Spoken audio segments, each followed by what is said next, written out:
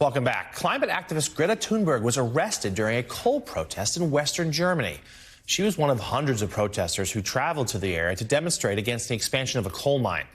Greta was reportedly detained twice at the site. She spoke at the rally on Saturday and then protested there again on Sunday and was detained the first time before returning and being detained again yesterday. And certainly, the impact of climate change is one that we all deal with each and every day, and a story we here on Way Too Early keep our eye on closely. And joining us now to talk about it is climate reporter for Grid News, Dave Levitan. Dave, thanks for being here. Let's start with sort of the news of this past week. A lot of eyes on California. Storm after storm, heavy rain, a lot of snow in the Rockies as well. But you've got some new reporting that despite all that precipitation, that might not be enough to ward off the West's catastrophic drought, which of course has impacts on both food, but also the chance of major fires.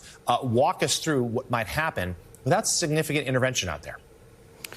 So first of all, I mean, on the acute level, obviously these storms in California are causing, severe problems from flooding, and at least I think 19 or 20 people have died in these storms. So it's obviously an emergency on sort of a short-term level. From a longer-term sort of, climate and drought perspective, it's a little bit tougher to say. Basically, we're still in the start of the year. There's a designation known as a water year, which runs from October through September. And it's a good start to the year with the amount of rain and snow that we've seen so far. But, it's not necessarily enough when we've had, in California, multiple years of drought, and across the West, multiple decades of drought. So this is sort of a good start to the year, again, once we get past the sort of emergencies of the flooding. But it's a little too early to say if it's actually going to make a real dent in some of the water issues that we're seeing across the West. So as you say, that's an acute issue, but now let's take a step back and look at the big picture. We had some rare bit, I guess, of good news on climate change last week or so, with the word that the hole in the ozone layer is seemingly healing and is on track to continue to do so if humans keep reducing the emission of harmful chemicals into the air. But of course, you've been writing a lot about how each of the last 8 years have been the warmest on record. So give us a picture of where we are and what needs to happen and happen soon.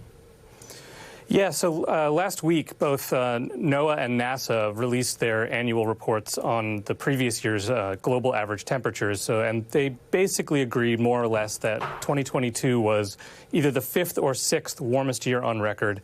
And more importantly, the longer-term trend is unequivocal. And yes, all of the last 8 years are the warmest 8 years on record, and that record dates back into the 1800s. So it's quite a long record. And basically what it's telling us is that, climate change is very, very real and very accelerating, I would say.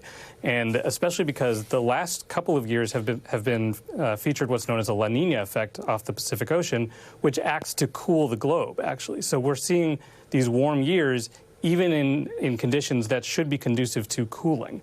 When that what's known as the Pacific Oscillation flips to an El Nino, which could happen this year, it's not entirely clear yet, then we will start seeing these records fall again. So maybe not this year, but next year we might see the warmest year on record, and that's certainly going to keep happening into the future if we don't immediately cut emissions of fossil fuels. Yeah, and certainly the Democrats' legislation last year helped with climate change, the Inflation Reduction Act, as well as a topic of conversation, of course, at Davos. But those are just starts. We've got a long, long way to go. Climate reporter for Grid News, Dave Levitan, thank you. We will have you back down the road.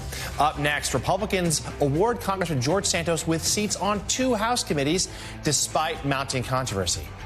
That's putting it lightly.